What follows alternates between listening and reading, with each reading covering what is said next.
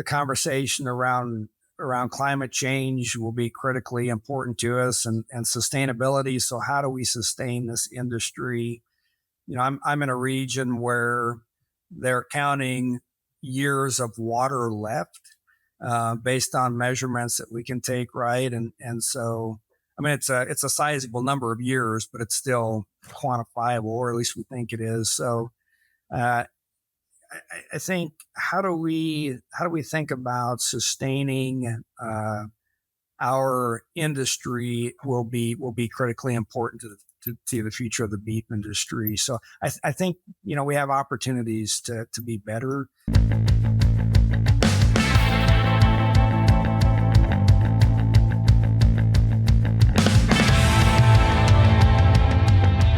Welcome to another episode of the Beef Podcast Show. My name is Dr. Stephanie Hansen. I'm a feedlot nutritionist at Iowa State University, and I'm very excited for our guest today, someone I've known for quite a while now. Really excited to have a chat with Dr. Clint Krehbiel here today.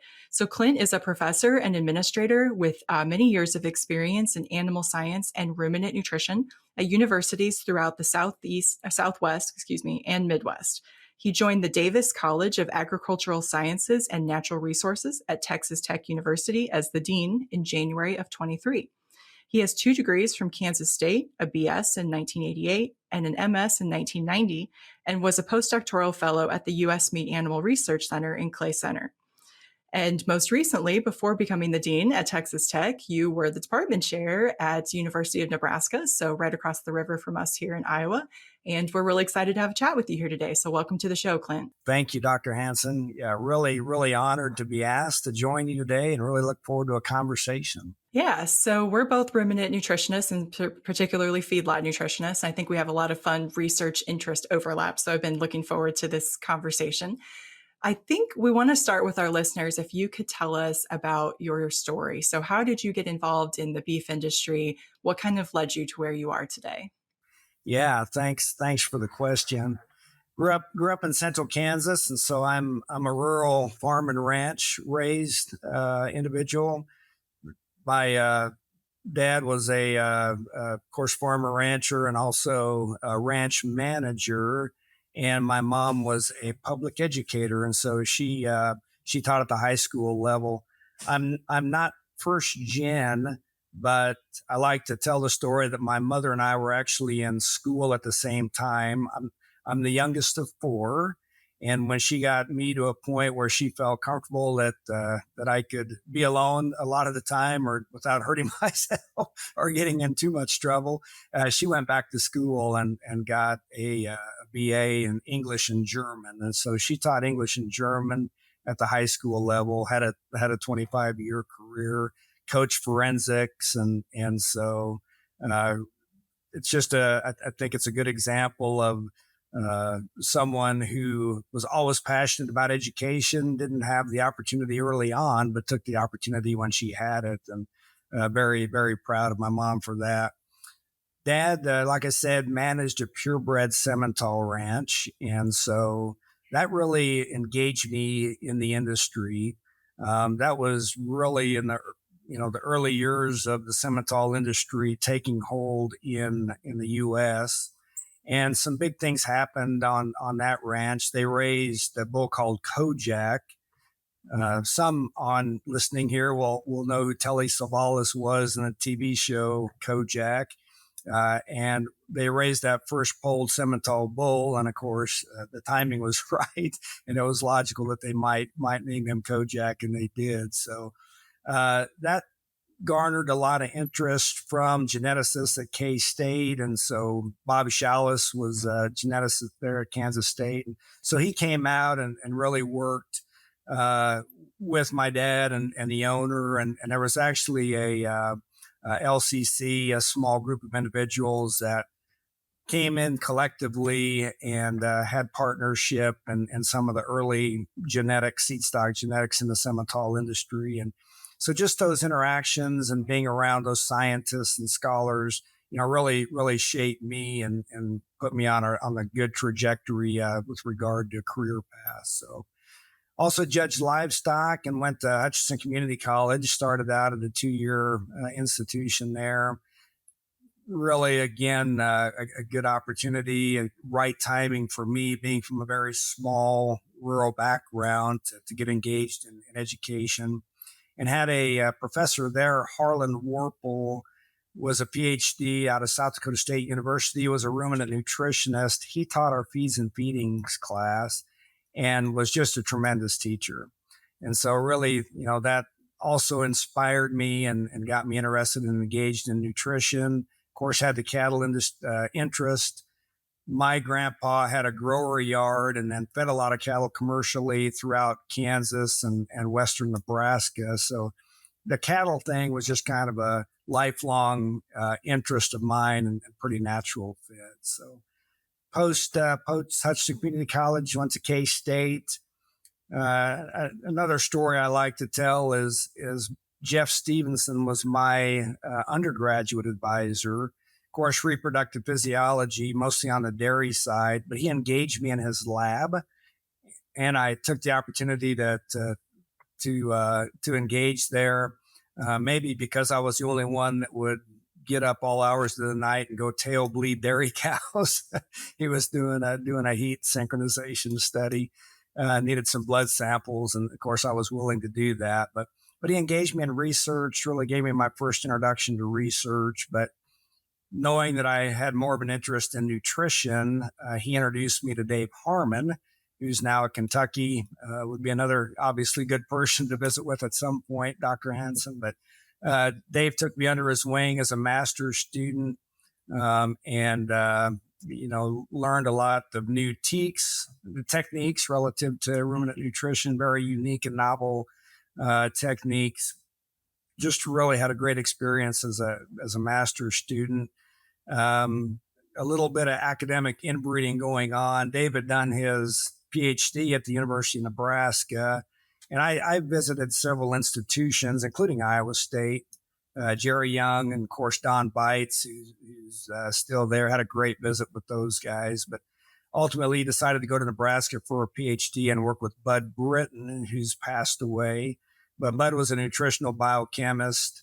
Again, incredibly bright individual, remembered everything that he read, to the point of frustrating students because he could kind of feed you just enough rope where you wouldn't hang yourself, but really made students think.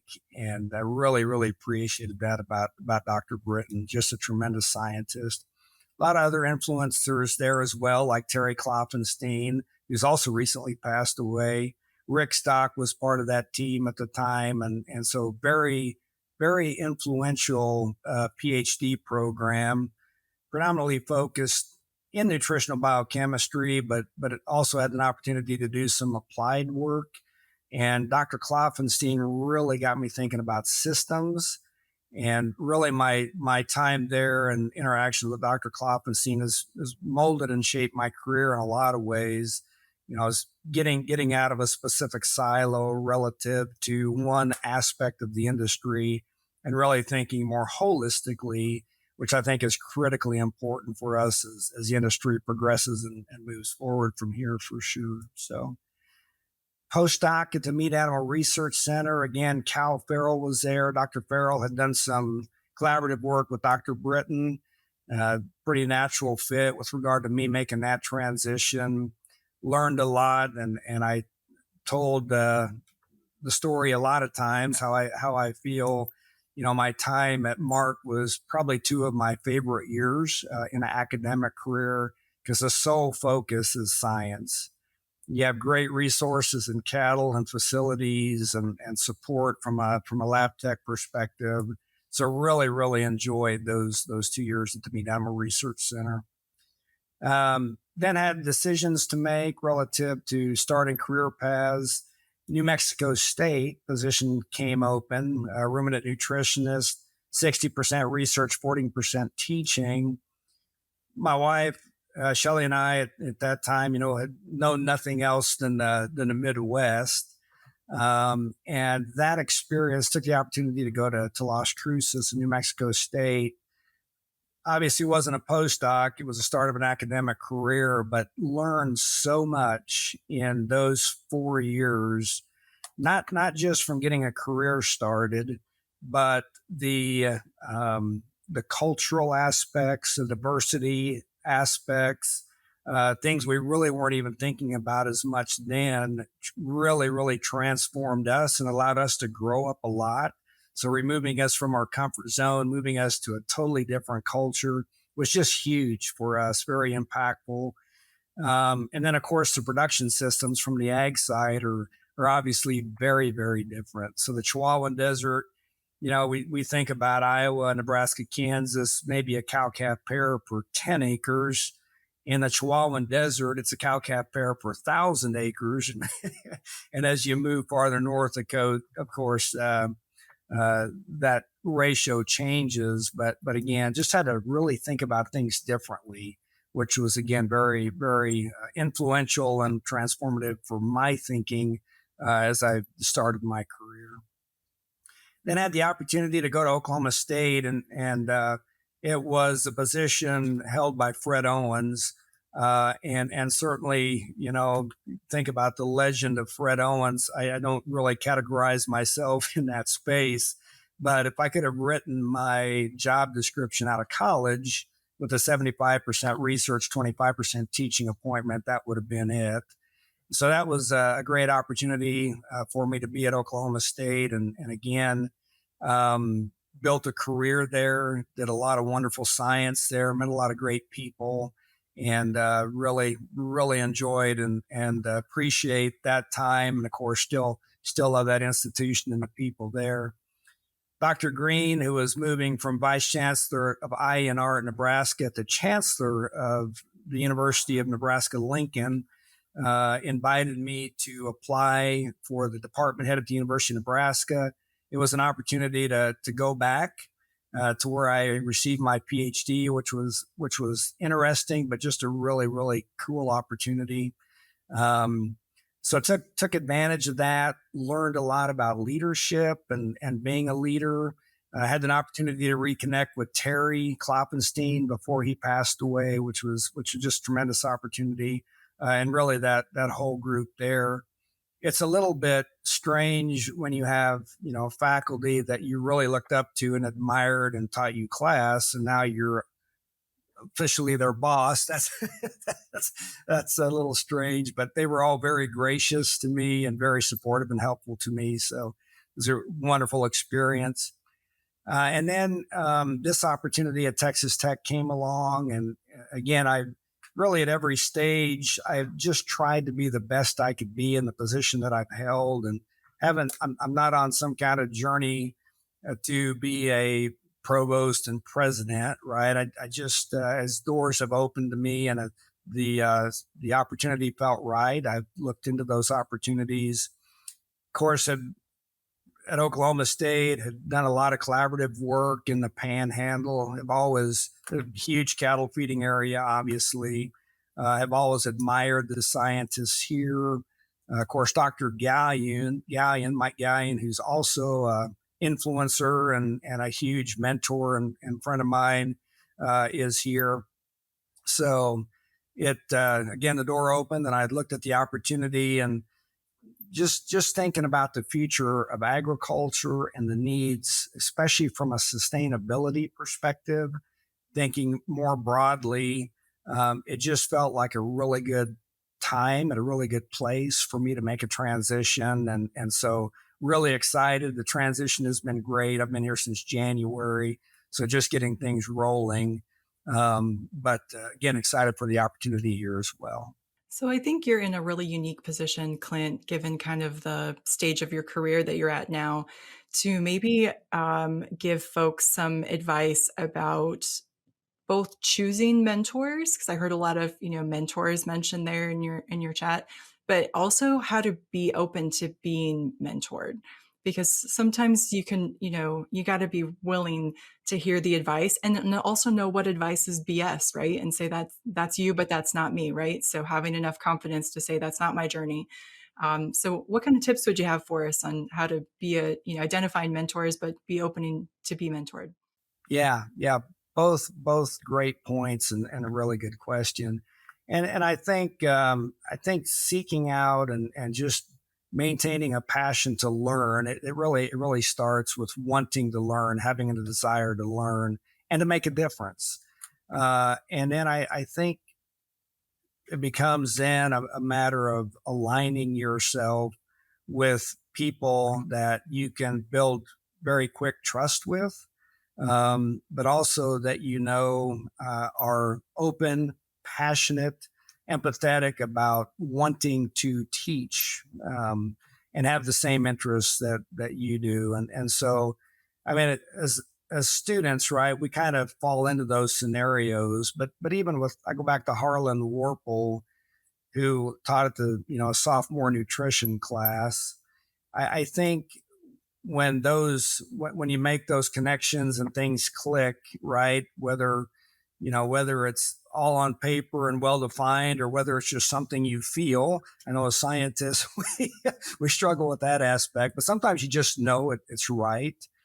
uh, when you identify and develop, or believe you can develop those kinds of relationships with people, take advantage of that to the best of your ability.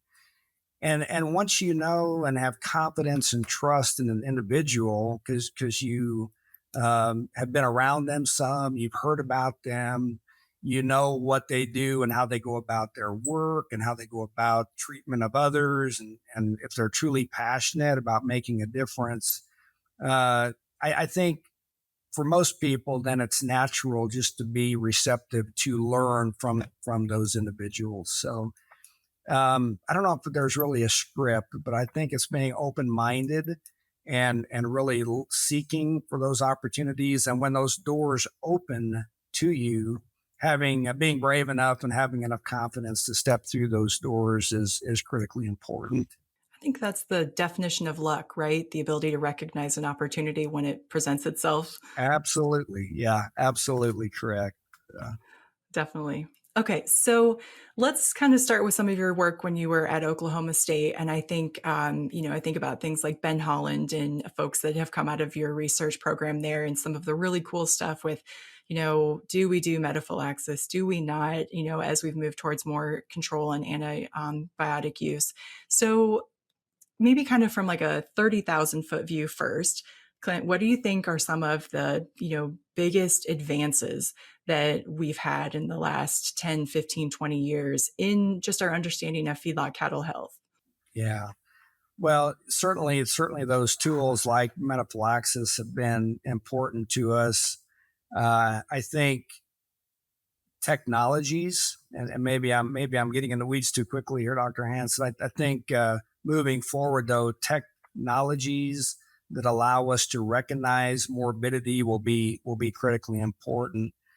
Uh, a lot of things happen in nature in our industry that we've probably not done a great job of recording. I think this information age of being able to connect things will be critically important to us.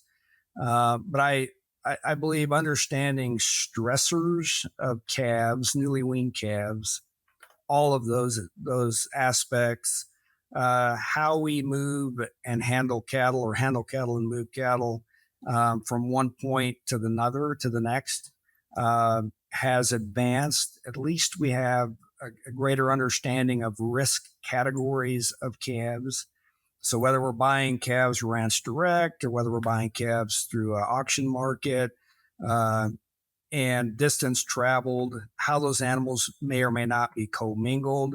I think all of those things, again, at a very high level, have offered us some predictability in terms of how do we need to prepare to receive those calves from those different categories, whether they're low, moderate, or high risk, so that we're managing those animals on arrival for the most successful outcomes for those animals. I think as an industry, we've grown and we've learned a lot. We know what not to do. I think different producers have different risk tolerance. And again, as scientists, I think we can help guide some of that. You talk to consultants, and some consultants know who is able and willing to handle those higher risk calves and who should not be handling those higher risk calves. I think all of those things are advantageous to the industry, but we're not there yet, right? We need to continue to do better. And I think we have opportunities, especially with these newer technologies that give us some predictive power relative to is an animal sick now? Are they hiding it? Or are they going to get sick post arrival? So, okay, so I have two questions. I'm struggling which one to ask first. I'm going to ask this one first. I feel like those of us who study one thing really intensely for a long time, we've always got that thing in the back of our mind that in every study we're like, this does not fit my hypothesis. I need to dig into this more. And then you get that other study and you're like, okay, well, that did more what I expected. Is there something that, because you moved into administration, right? So you weren't able to be, at the feedlot doing as much research anymore. Is there a question that still kind of bugs you in the back of your mind? They're like, I really wanted to find the answer to this question. Yeah. So I really got interested and passionate about, what is the metabolic cost to an animal getting sick? I mean, again, at a high level, we understand and we've done the measurements relative to growth rates and carcass rates and weights and carcass quality, those aspects. But I think from a nutritional perspective, Stephanie, there's still a huge opportunity for us to understand intermediary metabolism and specific nutrients, relative to how should we be handling cattle on arrival, especially high risk calves from a nutritional perspective to help them, get on a good pathway. Again, a lot of that involves intake. And so getting those animals to eat is obviously critically important. So, I would say the one study I didn't do that I would still love to do would be a couple of them. One would be to understand the true energetic cost to morbidity, to bovine respiratory disease in particular. And probably more important than just what is the energy expense of that is how could we alter intermediary metabolism, especially in the liver, to ensure that the nutrient exchange meets the acute phase protein response in the liver and the other immune function, the other immune response, but still provides nutrients in the right order and array that allows for growth to continue, or at least the amount of time we stall that out is decreased to the point that we don't have such a negative impact on growth rate and ultimately carcass quality.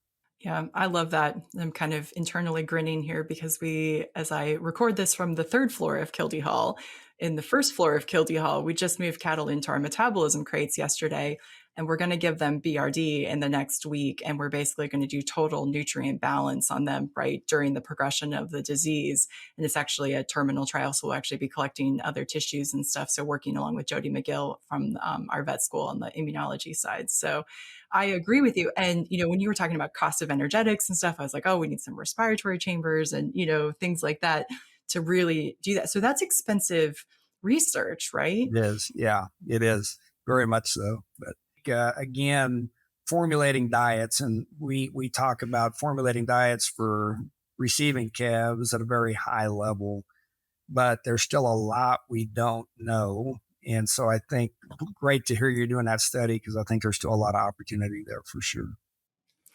Yeah, I want to circle back to your comment earlier too about technology use. So, what are some of the opportunities you think you see for using some of these different technologies or future technologies that maybe the AIs will figure out for us in terms of like getting on top of maybe a disease identification faster or being better prepared to deal with these sick animals? Yeah, I mean, I think core body temperature and even some of our intake behaviors are really just the tip of the iceberg. And so, I believe the sensor technologies. So much talk right now about robotics, and I'm not thinking about robotics definitely in this space, but just the fact that we have the capability to do a lot of tremendous things. So, if you could chip an animal in a way that in real time would provide nutrient and probably cytokine and other immune markers in real time, in addition to core body temperature. Again, it's very expensive and it's pie in the sky and it's a ways out there. But I really think at some point we can get to that, to where it's cost effective, so that you truly understand from a behavioral aspect, but also from a metabolic and immune function aspect, what's going on in the animal almost in real time as those animals are in transit once they arrive at the yard. So I think those technologies are coming that will help us better manage those animals, sort animals, again, relative to outcomes. Obviously, animals as humans all respond to stressors differently. Some are better equipped to deal with those, even from a metabolic perspective and previous history, than others. I think understanding and being able to identify those differences is really going to move the industry forward in the future. So a lot of great things happening now. I mean, the whisper technology, ultrasound, being able to identify lung lesions on arrival, or the formation thereof, even core body temperature, although, depending on environment, there's a lot of influencers on that. The intake aspect is critically important. Movement is critically important. And so we're moving in that direction, but I think it'll go a step further, right? Where the markers will be more specific to specific diseases that will allow us to better manage those animals.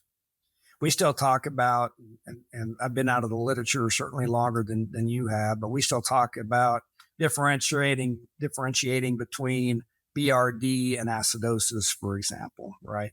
Surely there's ways that we can monitor those to better understand what we're truly dealing with, whether we're imposing a metabolic disorder or whether it's actually a disease state for the animal. That's actually one of the things that I am super hopeful that some of these big AI kind of platforms will be able to do for us in science is, so you think about some of the articles that I've read about, the ability to potentially find new drugs to overcome antibacterial resistant strains of things, or, identifying a new biomarker for something, right? Like, I live in the space of mineral nutrition. We search for biomarkers all the time. Most of them are pretty elusive. So exactly what you're talking about, right? Is there an opportunity to say, be much more precise with our nutrition, right? Like, this animal's not just sick, he's sick with this, and he needs this specific nutrition package that we've just, figured out, or he needs this specific, antimicrobial package, or whatever. So I agree with you. I think that there's going to be, like, so they've called the AI stuff is like kind of like a printing press moment, right? So it's this big sea change. And all of a sudden, those of us who don't necessarily understand how to do big pathway stuff and omics stuff and everything, are we going to have an awesome tool to help us use that and make really practical decisions? Absolutely. And then one thing I may just lift up here, kind of open the door, is we tend to, we're obviously experts at something. You and I are ruminant nutritionists, and we can boil that down. You are world renowned, Stephanie, as a mineral nutritionist, much more than that, right? But a ruminant nutritionist that really is an expert in mineral nutrition. I'm probably more global, but again, the receiving calf health, and maybe some metabolic disorder kinds of things on the feedlot side. But to really address these questions holistically, we're going to have to reach outside of our expertise and comfort zone. So working with the geneticists and the omics folks and the engineers, especially, I think is a huge opportunity for us. So I hope in academia, and one of my goals as a dean is to, start to tear down those silos and those barriers, bring those experts together, that expertise together to be able to tackle these grand challenges. I think as we think about sustainability and a growing population and the need to feed a world, we're going to have to do that in the future. So appreciated your comment there. Yeah, actually, tell us a little bit more about some of those things, right? Because actually, the last guest that I interviewed, we talked about how she kind of works in an interdisciplinary space between rumen microbiology and genetics.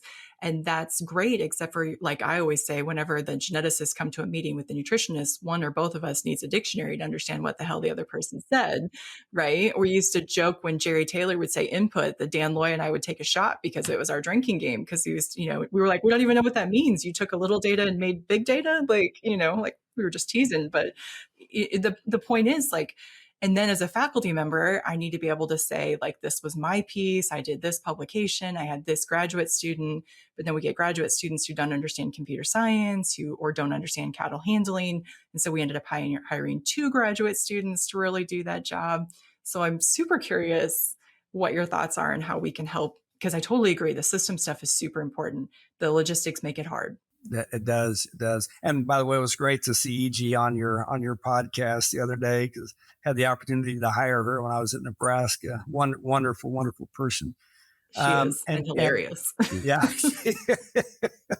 she is hilarious. Yeah, students love her for sure. So, um, I think first thing we have to get over is ourselves, right? And so I mean, part of what got us to where we are is some degree, at least, of confidence.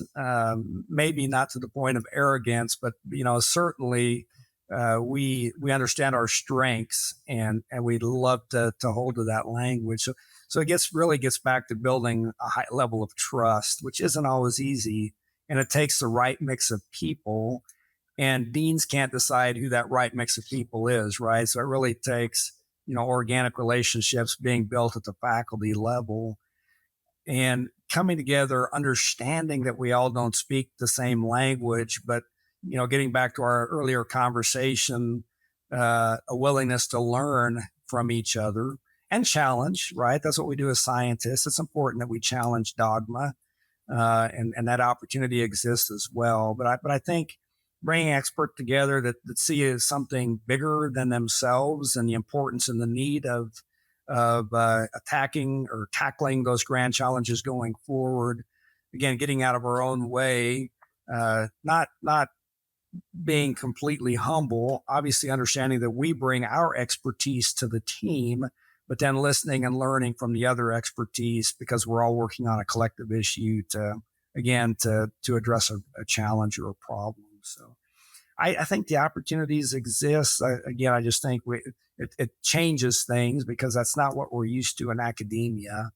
But I think it'll be important to us going forward.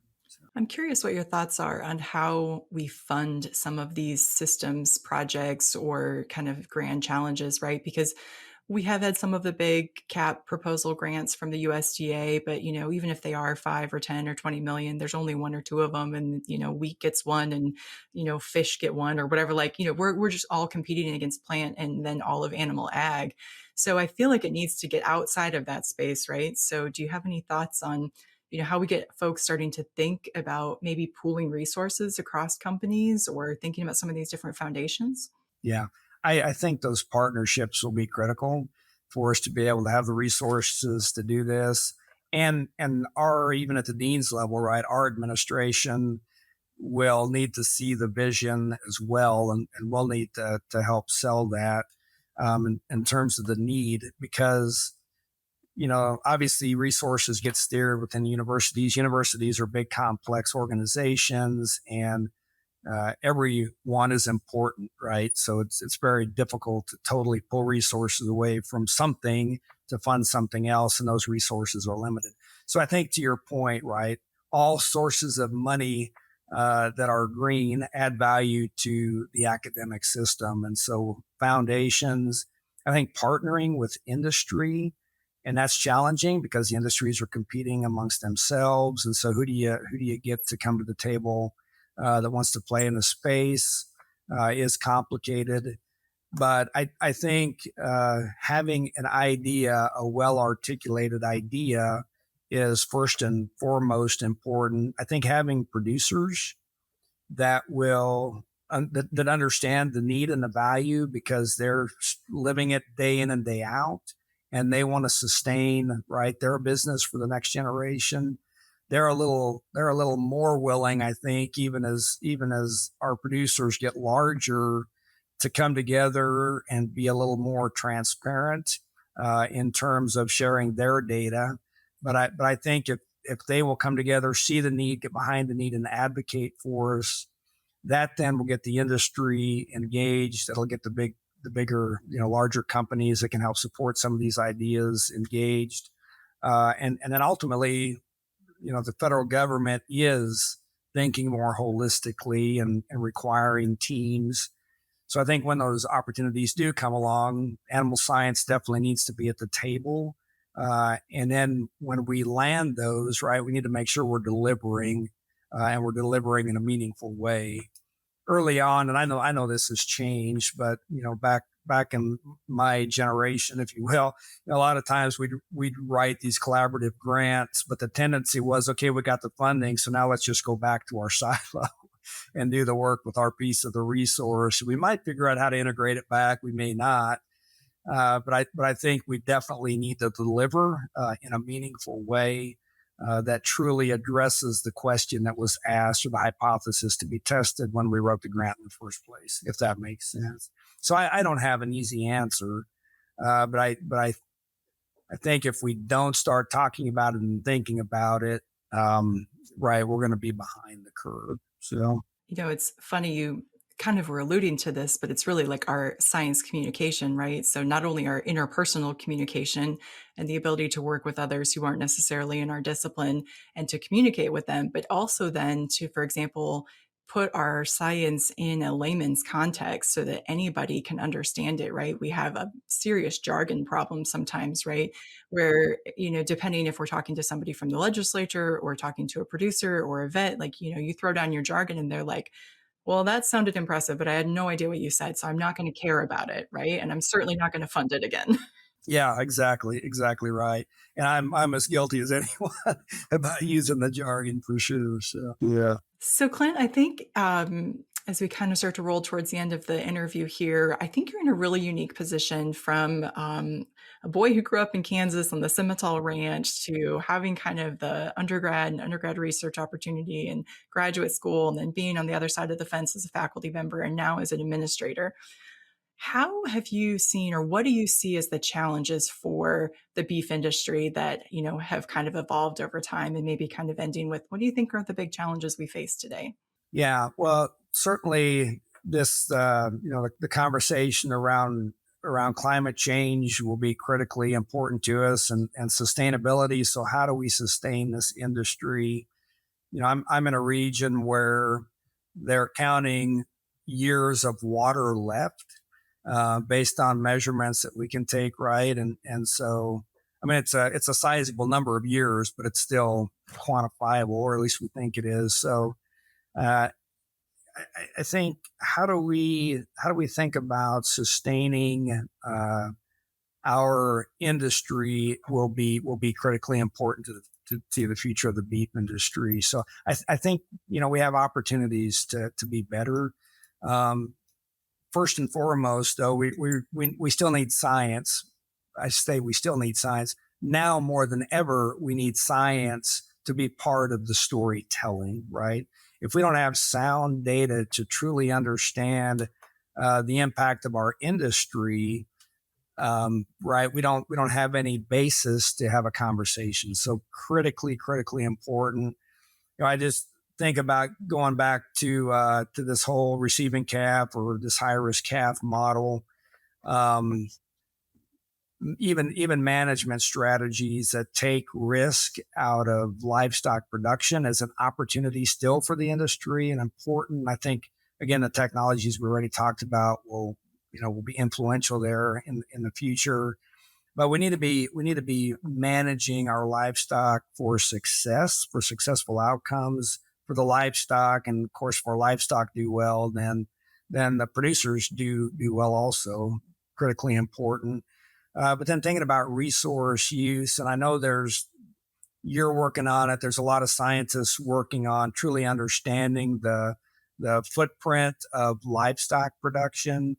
But I think we ought to really be talking about the value to those ecosystems, our grazing management, using those resources. Cattle are upcyclers, just continuing to tell the great story from a beef cattle perspective of how important that industry is to the future of food security is a huge opportunity for us. But we need the data, right? We truly need to understand the nutrient recycling, the carbon recycling, how concentrated animal feeding is potentially, uh, you know, providing some risk, but also providing resources. So how do we capture those nutrients to recycle those nutrients that are a natural process for row crop production, for example, or energy to drive operations, driving the feed mill or the feed trucks, or all of those kinds of conversations. So I think we're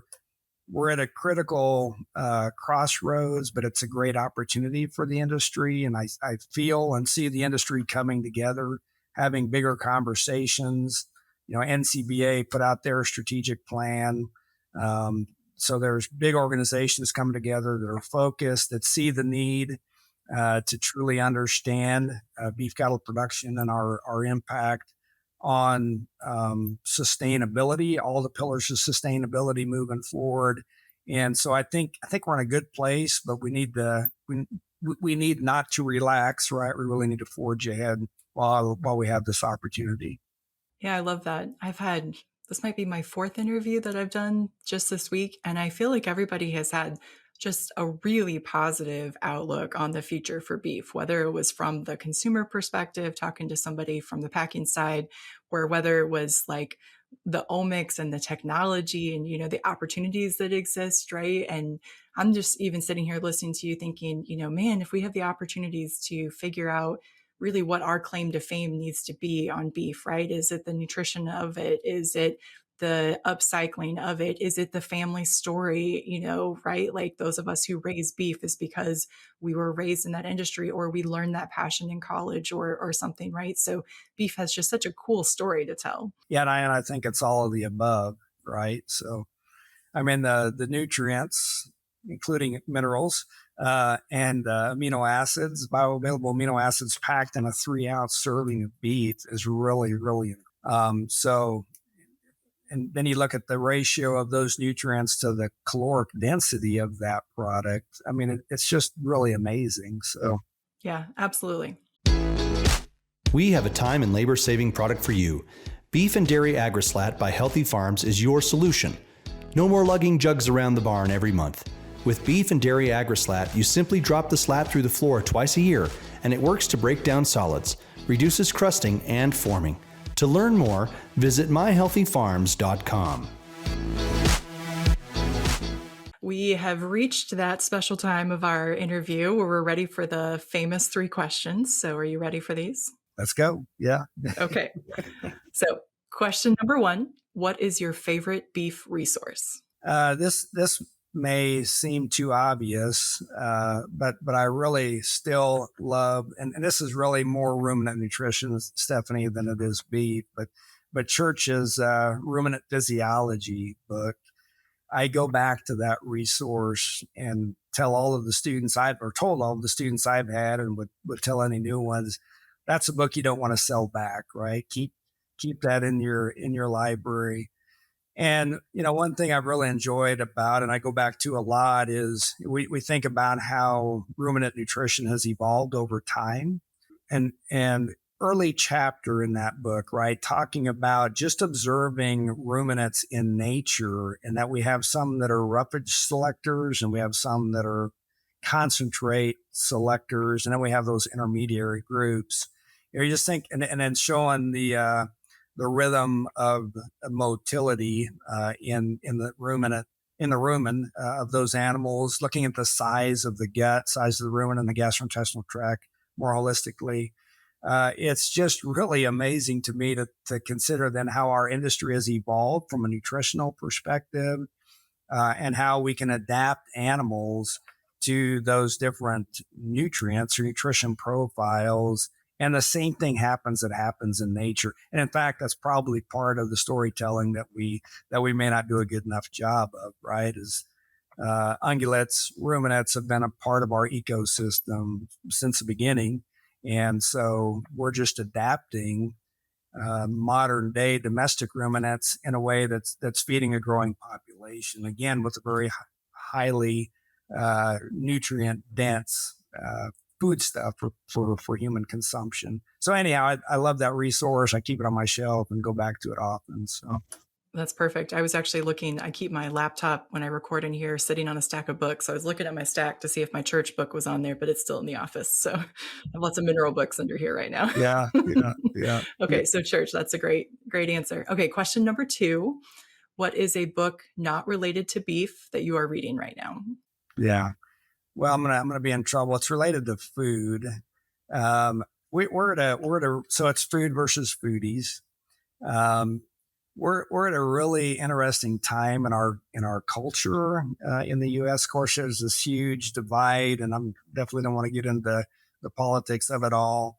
But I think we have a real opportunity, especially in academia. So those of us that work in colleges of agriculture, where more and more of our student body is coming from urban backgrounds.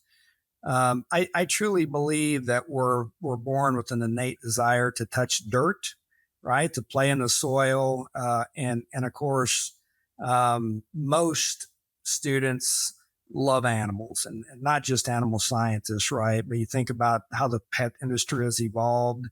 The pathway to animal science is mostly now through a local veterinarian and a student that wants to go to vet school, right? And so um, we've evolved into this disconnect. There's a number of agriculturists that are actually doing production agriculture is about 1.5% of the total U.S. population.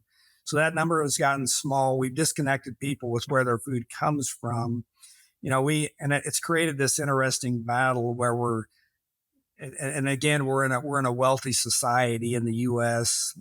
Where we're thinking about, so much about how our food is produced, right? Where it's produced, what are the implications of producing that food, and I think we've lost sight of the value of not everyone, right, is as fortunate as we are, relative to our ability to go make make choices in the grocery store. So I think reconnecting students across the spectrum of learners, excuse me, with where their food comes from and how it's produced, whether it's vegetables or meat products, is a need for us, and I think that has an opportunity to unite us in a space where we're very divided.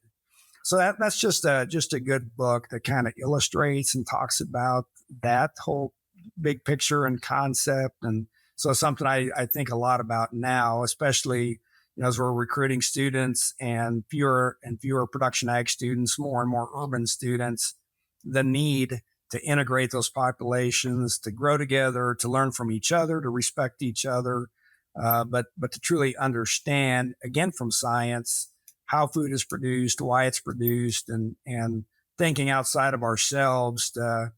Okay, that's us here, right? But there's other people that are less fortunate. How do we reach all people with highly nutritious, edible, highly palatable foodstuffs? Absolutely.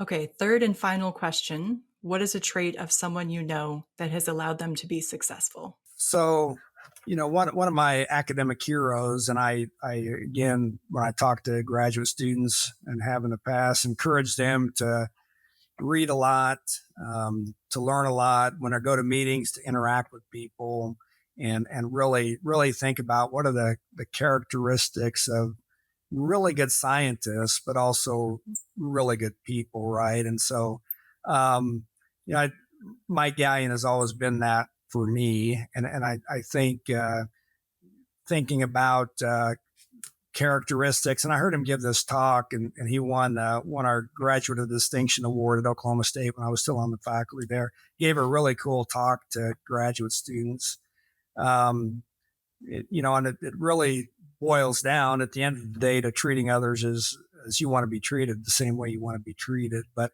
I think about someone who's approachable, who's empathetic, right? Who understands that not everyone comes from the same place or starts from the same place, but is passionate about making a difference. I think those are great characteristics. I think the hard skills, if you will, are kind of innate to what we do and who we are, right? So someone who is an analytical thinker, thinks critically. Um, Mike would say, and I really appreciated about his talk was don't be ashamed of or afraid of your weaknesses. So be willing to identify where your weak spots are, and if you're truly again desire to be the best in your field, you can learn those.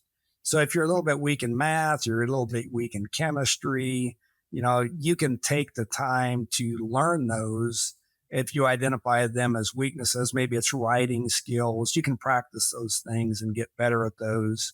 But we shouldn't, too many of us, and I'm probably guilty of this as well, we have a weakness, we want to hide it and act like it doesn't exist. The reality is we have the opportunity, nothing but time, right, to try to fix those deficiencies and make yourself better. So I think it's also that idea or mindset of always trying to improve from where you're at right now. Excellent. Well, Dr. Krehbiel, this has been really fun having a conversation with you here today. We're so grateful that you were able to come on the Beef Podcast show, and thanks again for your time. Thank you, Dr. Hansen. Yeah, really, really enjoyed the conversation and appreciate the opportunity.